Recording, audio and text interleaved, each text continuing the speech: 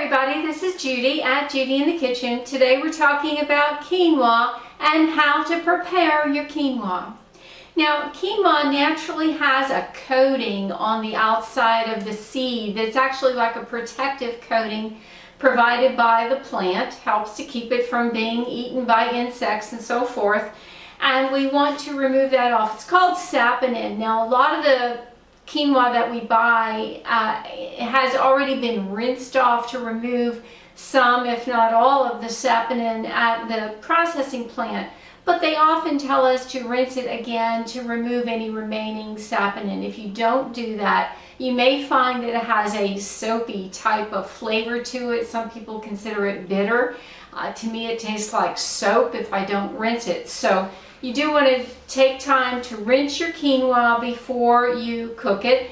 You'll need a very, very fine mesh strainer in order to do that. You can put it in a bowl and swish it around and kind of work it through your fingers a little bit to help release any remaining saponin off of it. And then you want to drain it really well, maybe run some fresh water over it again before you actually cook it. Now, to cook your quinoa, you would place one part of the rinsed seed in a saucepan that has a lid with 1.5 to 2 parts of water.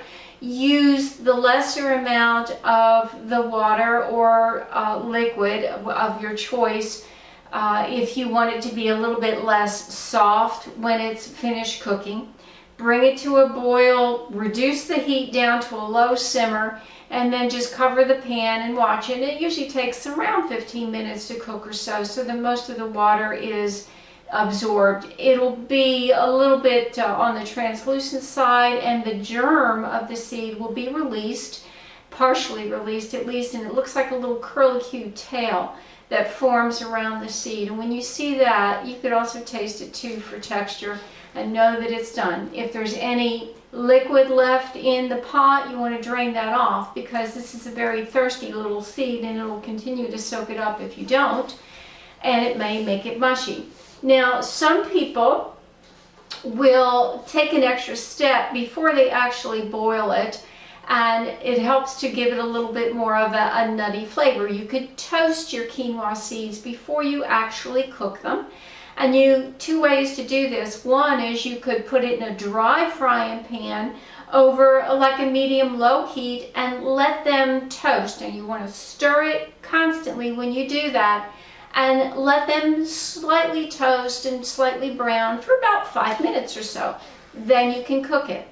Some people will also add a little oil to the frying pan to help to give the quinoa some flavor and give it a little bit more texture on the outside.